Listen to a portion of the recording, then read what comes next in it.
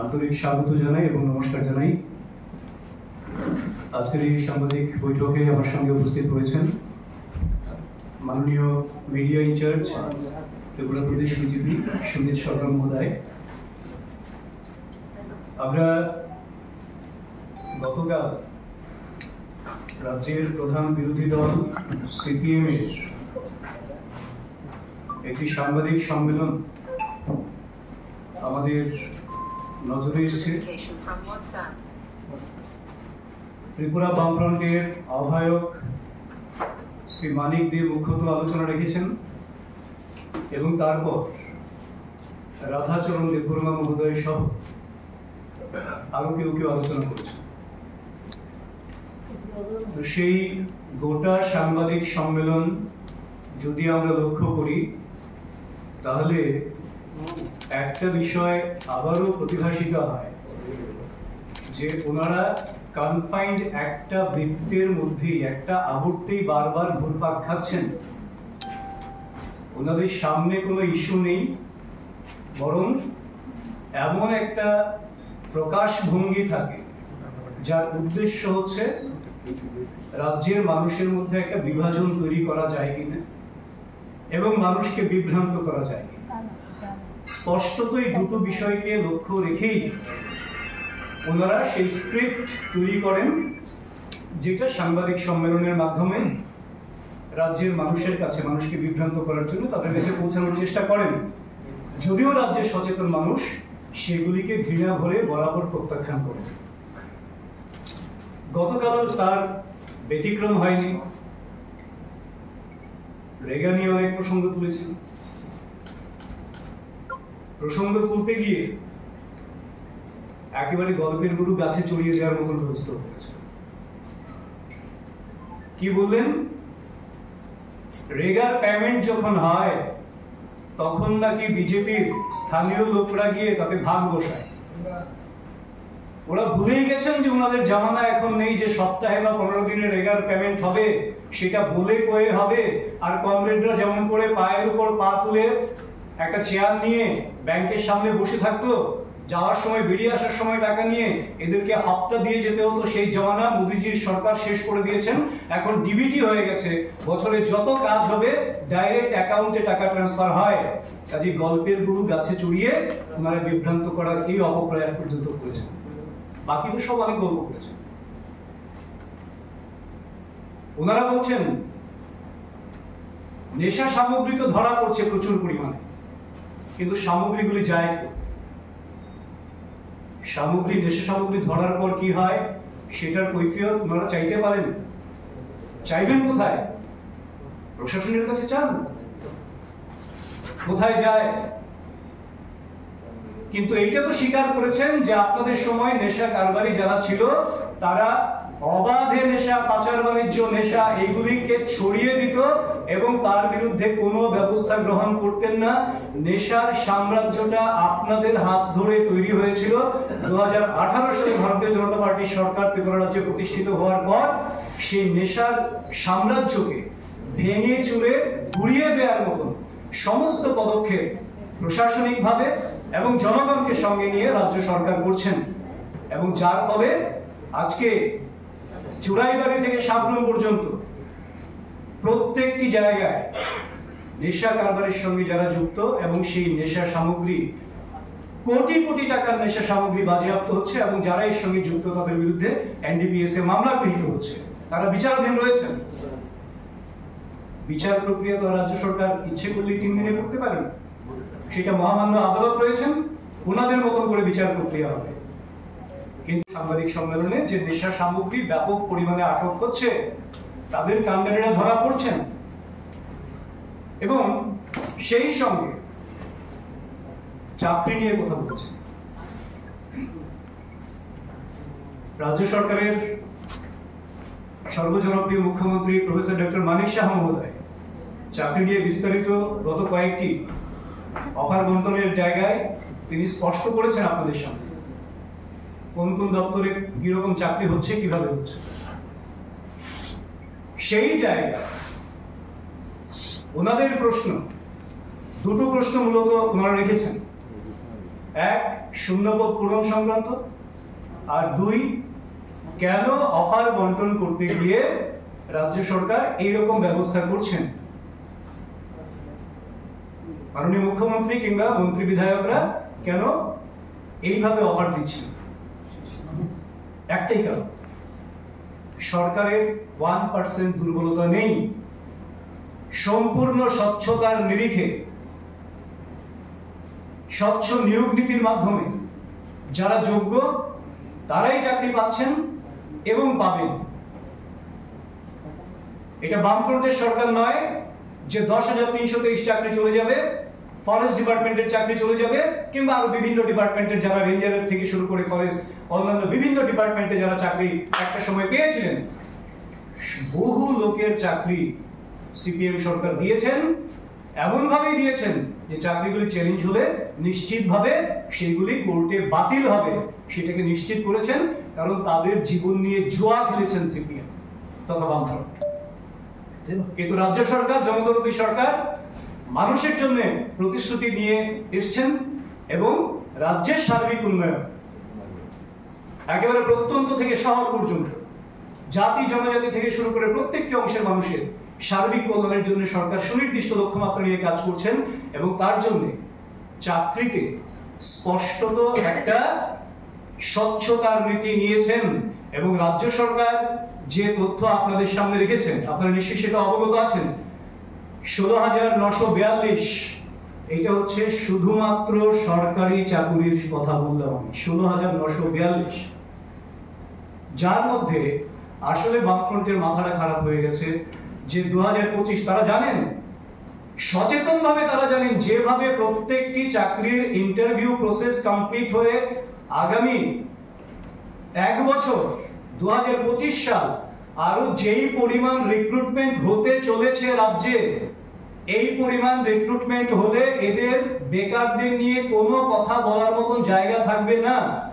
যেই পরিমাণ রিক্রুটমেন্টের জায়গা প্রক্রিয়া কমপ্লিট হয়ে গেছে প্রায়, আর কিছু আছে হাফ প্রসেস ডান, কিছু অ্যাডভার্টাইজমেন্ট হয়েছে, 3টে ধাপে হয়েছে। সেই সংখ্যা যে কয়েক গুণ হয়ে যাবে সেটা নিশ্চিতভাবে তারা জানেন, কারণ এটা রিফ্লেকশন 2025-এর 4 মাসে দিচ্ছে।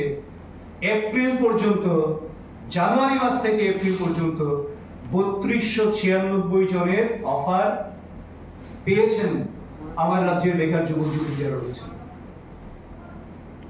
তো এর থেকে পরিষ্কার হয়ে গেছে যে রাজ্যের বেকার যুবক যুবতীদের কর্মসংস্থানের জন্য রাজ্য সরকার যে আন্তরিকতার সঙ্গে একটা স্বচ্ছ নিয়োগ নীতি নিয়ে কাজ করছেন, তার সঙ্গে বাকি যারা রয়েছেন, যারা হয়তো সরকারি চাকরি পাচ্ছেন না, তাদেরকে লঘু উদ্যোগ বলুন কিংবা এসএসজির মাধ্যমে লাখপতি দিদি বলুন, ত্রিপুরার মতন রাজ্যে প্রায় 92,000 আমাদের মায়েরা বোনেরা লাখপতি দিদি হয়েছেন, মানে বছরে রোজগার করছেন 1 লাখ টাকার উপর তাদের স্বসহায়ক দল থেকে। এইগুলি তো আমরা হিসেবে ধরছি না। এই যে এর মাধ্যমে আমাদের আউটসোর্সিং এর মাধ্যমে আমরা কতজনকে দিলাম, এইটা হিসেবে ধরছি না। স্কিল ডেভেলপমেন্টের মাধ্যমে কতজনকে দিয়েছি সেটা আমরা হিসেবে আনছি না। ন্যাশনাল ক্যারিয়ার সার্ভিস সেন্টারের মাধ্যমে কতজনকে দিয়েছি সেগুলো হিসেবে আনছি না। ওইগুলি যদি হিসেব করা হয় সংখ্যাটা অনেক অনেক গুণ। কিন্তু তারপরেও দেখুন, স্বচ্ছতার জন্য মানুষ সন্তুষ্ট বলে একটা চাকরি এখন পর্যন্ত কোর্টে চ্যালেঞ্জ হয়নি এবং কোথাও কোনো রকম কেওয়াস নেই। যেখানে আপনারা 3 বার জব ফর্ম ফিল আপ করিয়েছিলেন 96 থেকে, রাজ্যবাসী ভুলে যায়নি। আপনাদের সময় অফার কিংবা চাকরির লিস্ট তৈরি হতো এলসি অফিস, ডিসি অফিস হয়ে স্টেট অফিস, তার জন্য 2-3জনকে আপনারা ক্ষমতা দিয়ে রাখতেন, আর তারা যাবতীয় কেলেঙ্কারির সঙ্গে যুক্ত ছিল। এই ধরনের কোন রকম বিষয় বর্তমান সরকারের সময় নেই। তার জন্য আপনাদের সময়ে যে সিনারিও ছিল, সোশিও পলিটিক্যাল সিনারিও, তার এখনকার সময়ে তার লেশ মাত্র নেই। আপনাদের সময় কি ছিল? অফার কেলেঙ্কারির জেরে জুতু পেটা শুরু, এই ছিল আপনাদের সময়। 2013 সালের কথা বলছি। আপনাদের সময় কি ছিল? বেকার বিদ্রোহে বেসামাল সারা রাজ্য, পার্টি অফিস ভাঙচুর, অগ্নিসংযোগ, বাড়ি ঘরে হামলা, নেতারা বাড়িতে ঢুকতে পারছেন না, এই ছিল আপনাদের সময়। এইরকম যদি দেখাতে থাকি তাহলে কয়েক ডজন দেখাতে পারবো, কিন্তু সেটা বলে আপনাদের সময় নষ্ট করতে চাই না। কিন্তু বর্তমানে ওনাদের একটা স্ক্রিপ্টেড ল্যাঙ্গুয়েজ আছে। আপনারা দেখবেন প্রতিটা জায়গায় সে বর্তমানে বিরোধী দলনেতা থেকে শুরু করে মাননীয় প্রাক্তন মুখ্যমন্ত্রী থেকে শুরু করে একটা জায়গায় ঘুরে ফিরে রোজ আসে, কাজ নাই, খাদ্য নাই। অর্থাৎ যারা রাজ্যে 35 বছর নৈরাজ্য কায়েম করেছিলেন, নাইরাজ্যে পরিণত করেছিলেন রাজ্যটাকে, গণতান্ত্রিক অধিকার হরণ করেছিলেন, তারাই এখন তাদের সেই তৈরি বৃত্তের মধ্যে বিচরণ করছেন বলে ইতিবাচক কিছু দেখেন না। বিভ্রান্ত করার জন্য গল্প রচনা করছেন প্রতিদিন। কাজেই যে ইনফ্রাস্ট্রাকচারাল ডেভেলপমেন্ট, যে ওমেন এম্পাওয়ারমেন্ট এবং যে বেকার যুবক যারা রয়েছেন, উদ্যোগপতি যারা হতে চান, তাদের জন্য যে সমস্ত বিষয় রয়েছে, তাদের সমস্ত কিছু মিলে তারা এখন বুঝতে পারছেন এইভাবে যদি সরকার চলতে থাকে তাহলে তাদের রাজনৈতিক ভবিষ্যৎ চির অন্ধকারে বিলীন হয়ে যাবে। তার জন্য ন্যাশনাল হাইওয়ে 10টা হচ্ছে, আপনারা জানেন, ত্রিপুরা রাজ্যের মতন ছোট্ট রাজ্যে ন্যাশনাল হাইওয়েকে নিয়ে পর্যন্ত ব্যঙ্গ করছেন। এটা খুব স্বাভাবিক ঘটনা।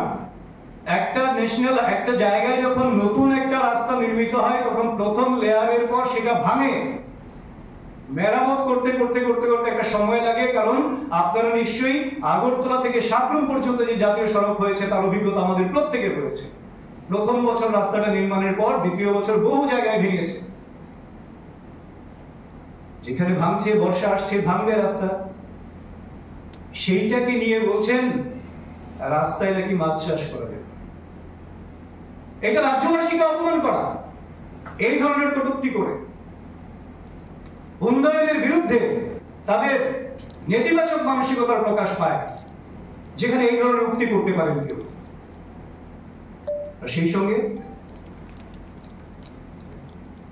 যে সমস্ত বিষয়গুলি থেমে গেছে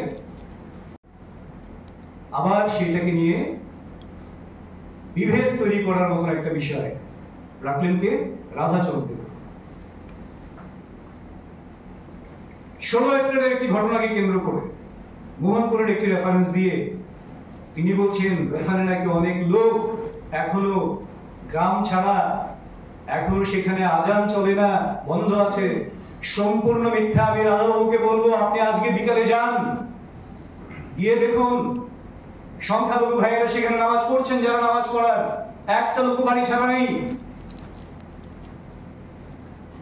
যখন পহেলগামের নতুন ঘটনা নিয়ে গোটা দেশ যখন এককাট্টা হচ্ছে সন্ত্রাসবাদের বিরুদ্ধে, যেখানে বেছে বেছে একটা অংশকে আঘাত করা হয়েছিল, সেই জায়গায় সাম্প্রদায়িক সুরসুরি উস্কে দেওয়ার জন্য থেমে যাওয়া ঘটনাকে টেনে আবার জিয়ে তোলার মতন নোংরা রাজনীতির চক্রান্ত করছিল। কাজেই ওনাদের মধ্যেও কিন্তু যারা সিপিআইএম করে, বামফ্রন্ট করে, আমি তাদেরকে বলছি আপনাদের মধ্যেও অনেকে আছেন যারা শিক্ষিত, যারা সচেতন। আপনাদের মধ্যেও সিংহভাগ আছেন যারা দেশটাকে ভালোবাসেন, নিজেকে ভালোবাসেন, নিজের পরিবারকে ভালোবাসেন। তাদের বিভ্রান্তিতে, উস্কানিতে পা দেবেন না। আপনারাও রাজ্যের উন্নয়নের জন্য, দেশের সুরক্ষার জন্য তাদের তৈরি এই ফাঁদ থেকে বেরিয়ে আসুন।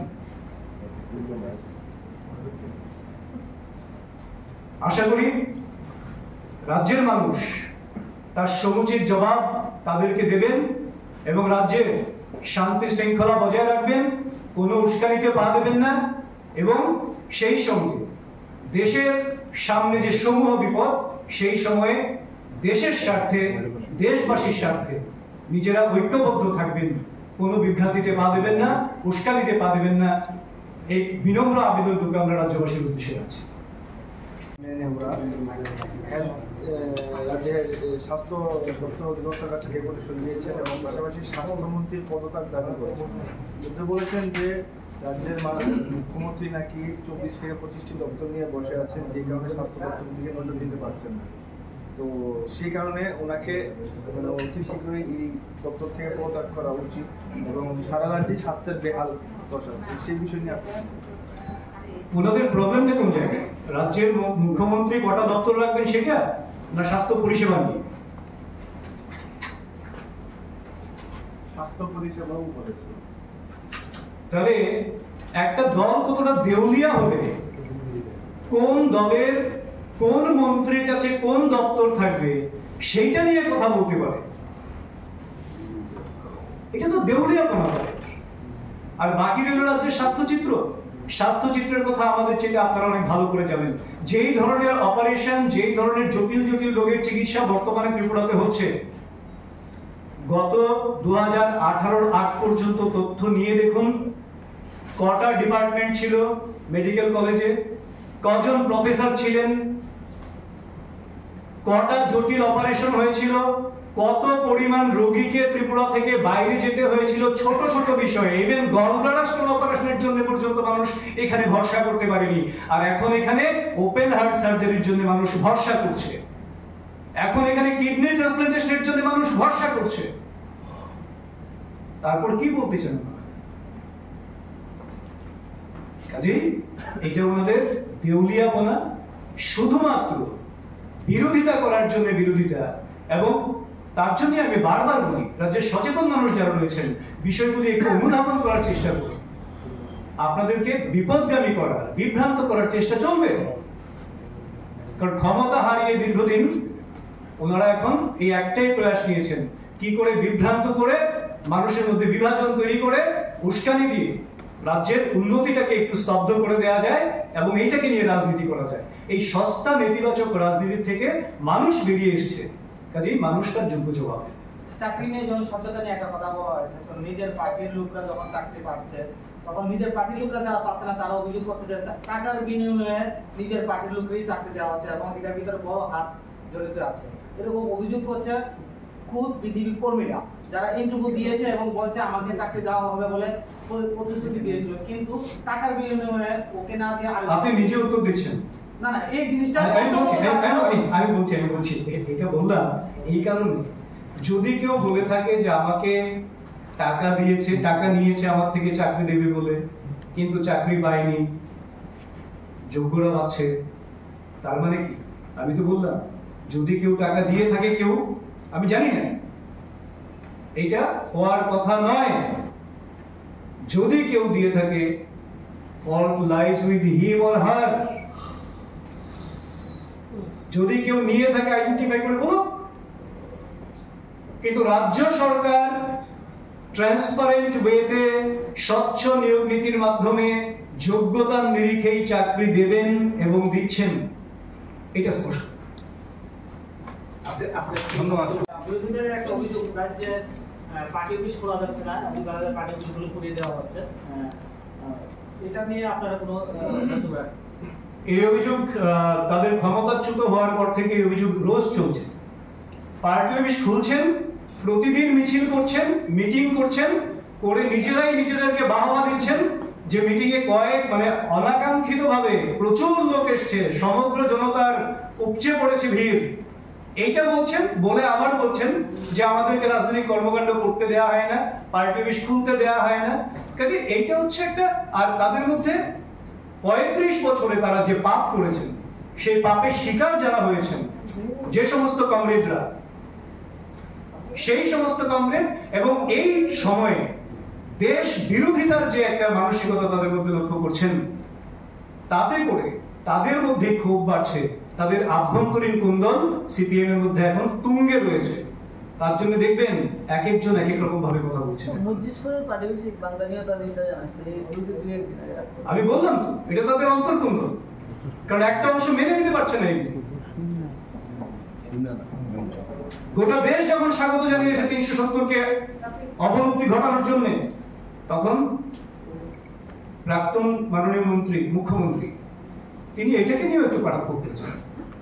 তো এগুলি তাদের দলের মধ্যেই তো এগুলিকে মেনে নিচ্ছেন না, আর বলছেন কি তাতে করে নাকি কাশ্মীর নাকি আরো পিছিয়ে যাচ্ছে। যেখানে স্ট্যাটিস্টিক্যাল ডাটা আপনারা নিজেরা জানেন, মিডিয়ার মাধ্যমে দেখিয়েছেন, গত 1 বছরে ট্যুরিজমে প্রায় 50 লক্ষের উপর টুরিস্ট বেড়েছে গত 1 বছরে শুধুমাত্র কাশ্মীরে। এবং কাশ্মীরের লোক বলছেন, আপনারা দেখাচ্ছেন মিডিয়ার মাধ্যমে, যে তাদের রোজগার কয়েক গুণ বেড়েছিল, শান্তি অনেক বেশি পরিমাণে সেখানে স্থাপিত হয়েছে। তো এইটাকে নিয়ে যখন কটাক্ষ করেন, তখন তাদের মধ্যে, আমরা তো বলি না সব সিপিএম এর লোক অন্ধ, তাদের মধ্যে সচেতন মানুষ রয়েছেন, নিরপেক্ষ মানুষ রয়েছেন, দেশকে ভালোবাসেন, জাতিকে ভালোবাসেন, সেই ধরনের মানুষ রয়েছেন। তারা তো তার বিরুদ্ধে বলবেন এবং অ্যাকর্ডিংলি তারা সেইভাবেই আচরণ করবেন।